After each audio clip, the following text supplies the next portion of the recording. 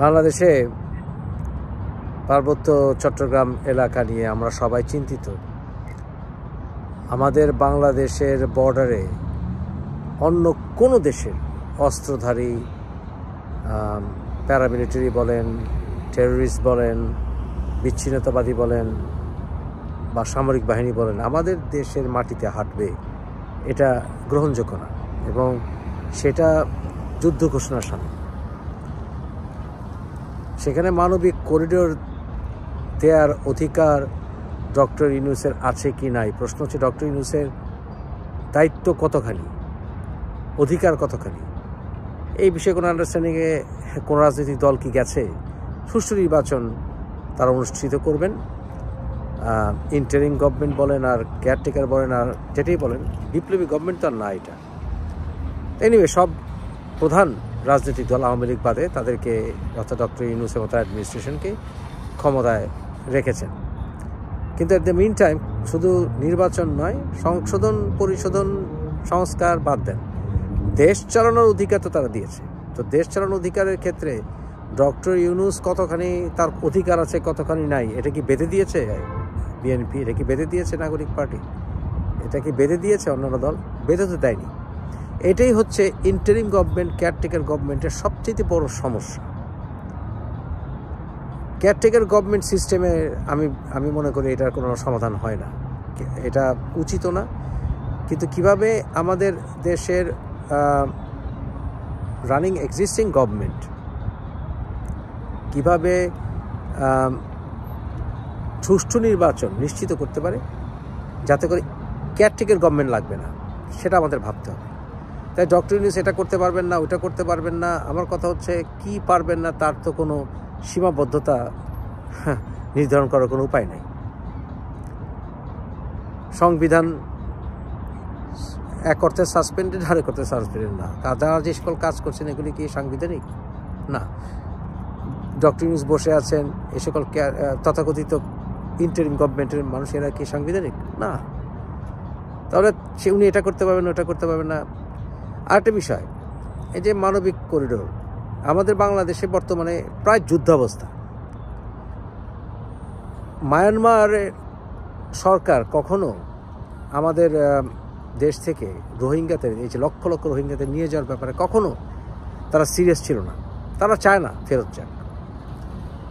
আর China আমাদের বন্ধুরাষ্ট্র হয়েও এই বিষয়ে আমাদেরকে কোনো হেল্প করে নাই। অথচ চায়নার সবচেয়ে বড় ইনভেস্টমেন্ট কিন্তু পৃথিবীতে বাংলাদেশে।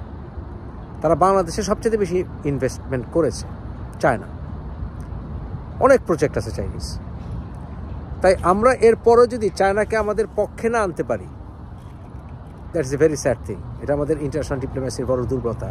ডক্টর ইউনূস গেছেন চাইনিজ লিডারদের সঙ্গে কথা বলতে, which is very good. Doctor ইউনূসের কিছু কিছু ভালো স্টেপ আছে, যেমন ধরুন সৈয়দপুর যে এয়ারপোর্ট, গ্রেট স্টেপ। এছাড়া আরও মোংলা পোর্টের ব্যাপারে যে সিদ্ধান্ত হচ্ছে সেটা গ্রেট। আমি মনে করি এগুলো গ্রেট স্টেপ, এগুলো স্বীকার করতে হবে। কিন্তু বলা হচ্ছে যে নির্বাচিত সরকারি সিদ্ধান্ত নেবে এই মানবিক করিডোর দেবে কি দেবে না। কিন্তু দেশ তো যুদ্ধাবস্থায়, প্রায় যুদ্ধাবস্থায়। আমরা কি মায়ানমারের সাথে পারবো? না, সামরিকভাবে মায়ানমারের সাথে আমাদের পারা সম্ভব না। মায়ানমার আমাদের থেকে অনেক বেশি শক্তিশালী। যুদ্ধ যদি একটা লেগেই যায়, ওরা যেটা করবে, ওই অঞ্চলটা অত্যন্ত ভালনারেবল আমাদের জন্য। মায়ানমারের সঙ্গে যে বর্ডার, আমাদের পোর্ট চলে যাবে, আমাদের চিটাগাং পোর্টের 12টা বাজবে, আমাদের ডিপসি পোর্টের 12টা বাজবে, আমাদের কক্সবাজারের বম্বিং হয়ে শেষ হয়ে যাবে। এটা আমরা অ্যাফোর্ড করতে পারবো না। কিন্তু আমাদের এমন কোনো লং রেঞ্জ মিসাইল নেই যে আমরা ওদের বড় বড় ইনফ্রাস্ট্রাকচার এত দূরে গিয়ে মারতে পারবো। দেশটা আমাদের চেয়ে অনেক বড়। আমাদের সমস্ত যা মিসাইল টিসাইল আছে ওদের জঙ্গলে গিয়ে পড়বে, আমাদের 12টা বেজে যাবে। তাই আমি মনে করি আমরা ওদের সঙ্গে পারবো না। কিন্তু এই ক্ষেত্রে আমেরিকা কি করতে পারে?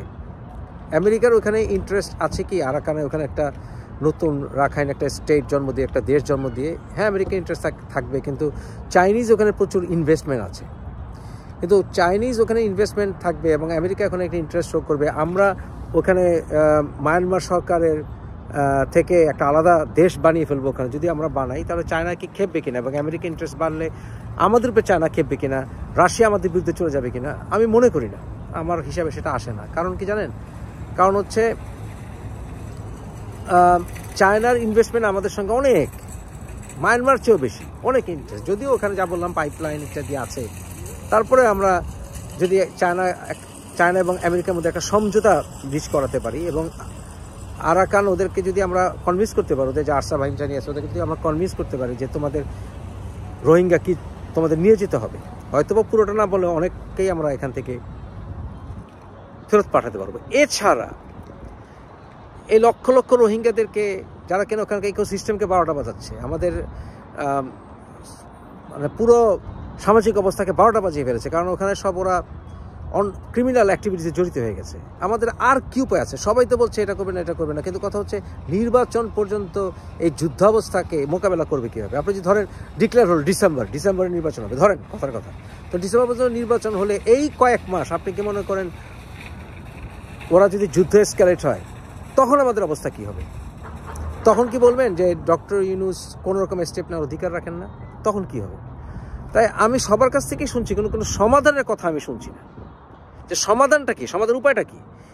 আরে ভাই, ইন্ডিয়া ভেঙে ওই জায়গা দিয়ে খ্রিস্টান রাষ্ট্র হলে আমাদের কি? চায়না খেপবে এই জায়গায়? নো, চায়না আমাদের এখানে ইনভেস্টমেন্ট বাড়ানো হচ্ছে, যেটা ডক্টর সব বিষয়ে সমালোচনা করতে লাভ নাই। উনি আমাদের ডিপেস্ট যে পোর্ট আছে, সি পোর্ট, আমাদের দিকে মনোযোগ দেওয়ার কথা বেশি বলেছেন। আর ওখানে খ্রিস্টান রাজ্য হলে আমাদের আলু কি? এইখানে খ্রিস্টান রাজ্য হবে না, খ্রিস্টান রাজ্যের এক্সটেনশন পার্বত্য চট্টগ্রাম পর্যন্ত আসবে না। ইটস নট রাইট, আমি এটা মনে করি না। কুকি চীন ওরা যে এখন দিয়ে একটা খ্রিস্টান রাজ্যের চিন্তা ভাবনা করছে, এটা তো শেখ হাসিনারও 2 সপ্তাহ আগে আমি বলেছিলাম, শেখ হাসিনাকে উদ্দেশ্য করে ভিডিও করেছিলাম যেখানে একটা খ্রিস্টান রাজ্য হচ্ছে। কুকি চীন মুফাসিল ইসলাম লেখেন, দেখবেন আমি কবে ভিডিওটা করেছি। তার ঠিক 2 সপ্তাহ পরে শেখ হাসিনা প্রেস কনফারেন্সে এই কথা বলেছেন, 7 লাখ লোকের কথা, খ্রিস্টান এক রাষ্ট্র হওয়ার পরিকল্পনার কথা, ইস্তিমুরের মতো। আমি একেবারে যা বলেছি শেখ হাসিনা একদম ওয়ার্ড টু ওয়ার্ড বলেছেন। তাই বাংলাদেশেও শেখ হাসিনা আমলে 189 বার এয়ার স্পেস ভায়োলেট হয়েছিল। শেখ হাসিনা তার সামরিক বাহিনীকে বলেছিলেন 189 কেন 1800 বার ভাঙলেও, এয়ার স্পেস ভাঙলেও তোমরা কোনো অ্যাকশনে যাবে না। তাহলে আমাদের সমাধানটাকে, আমি সমাধান জানতে চাচ্ছি। বেনজিরের সাথে এই বিষয়ে আমার একটা কথা হয়েছিল, সেটা এখন শুনুন।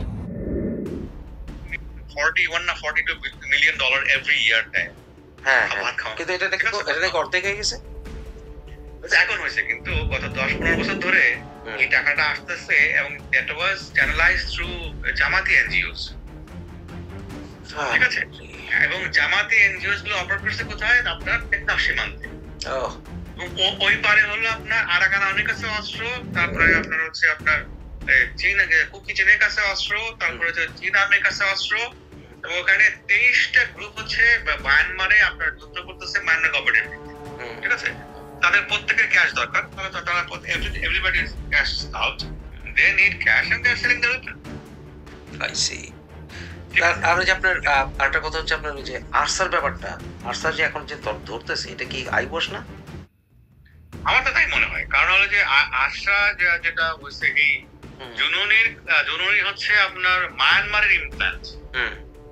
ঠিক আছে, মায়ানমার জুনুনিকে ব্রাইব করাইয়া এই ঘটনা ঘটাইয়া Myanmar government created the pretext, ঠিক আছে, to expel the Rohingyas from inside Arakan.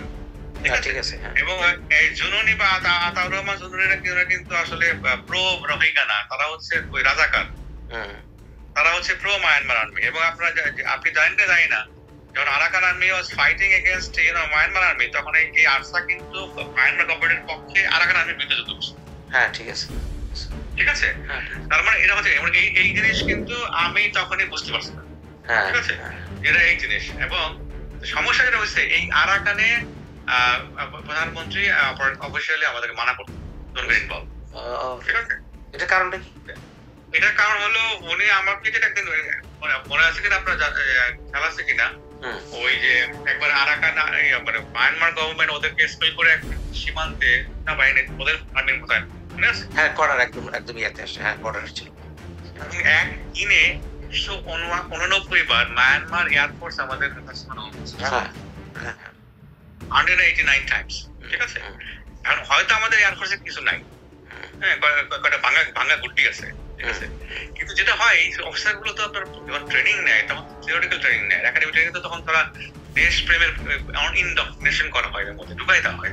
ঠিক আছে না, কিছু কিছু নাই, তারপর ওরা টপ আপ করছিল যে আমার দেশের 189 বার আকাশ বিমান অন করছে, ওরা পারলে ওই বাংলা গুটি মুটি নিয়ে অ্যাটাক করে পড়ে চলে যায়। তারপর তো গ্রাউন্ড ফোর্সও তো কিছু করতে পারতো চাইলে, ওরা এরকম হয়েছিল এবং গ্রাউন্ড ফোর্সে টপ আপ করতেছিল যে তোরা কিছু করবে। তখন আমাদেরকে ডাকছিল, হ্যাঁ 3 বাহিনীর প্রধানকে ডাকছিল, তারপরে জেনারেল তাইসির ছিল, আমাকে ডাকছিল, ঠিক আছে, আইজি কে ডাকছিল, 3 গোয়েন্দা প্রধান মানে হচ্ছে ডিজি ফাইন্যান্স এসবি যদি আমি ইনভলভ, আমি নিজে দেখ, কিন্তু অন্য একটা কারণে উনি দেখছেন যে আমার তো বেলা সরফু এগুলো জানতো, আমি কি করে ফেলাই এই জন্য আমার আচ্ছা আচ্ছা আচ্ছা আমার এটা আমার টাকা, আমি তো ডিফেন্স ফোর্স না, আমি মায়ানমার বর্ডার মোতায়েন না, আমি তো ডিজি র্যাব, আমার ফোর্স মায়ানমার বর্ডার মোতায়েন নাই, তখন আমার রাখছে কি জন্য আমি একটা কাজ করছিলাম, সেই কারণে জানে যে এটা পাগলা আছে, কোন সময় ওর ফোর্স নিয়ে চলে গেছে বর্ডারে, তো সেই কারণে উনি আমার ডাকছে।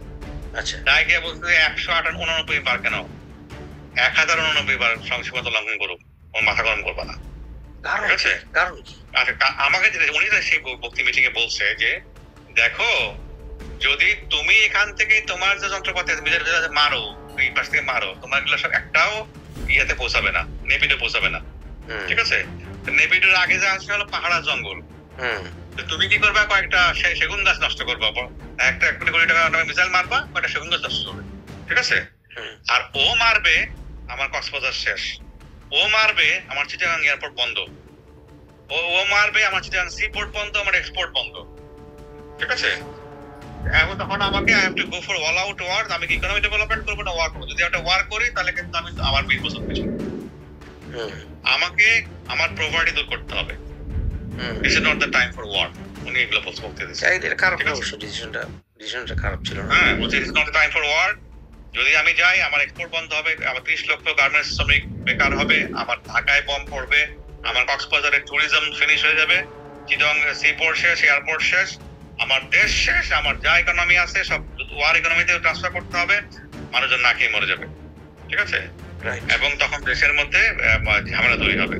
তো তোমার ইনিশিয়ালি কয়েকজন মানুষ বাহাবা দিবে প্রথম দিকে, সবাই বিপদে পড়ে যাবে। হ্যাঁ রাইট। তো আমি পলিটিক্যালি আই থিঙ্ক এটা খুবই ম্যাচিউর, এটা ঠিক আছে, এটা খুব ভালো ডিসিশন। ফলে ওই জন্য এবং আমাদেরকে কখনো, আমি অনেক গোয়েন্দাগিরি করছি কিন্তু এটা আমার নিজের দায়িত্ব।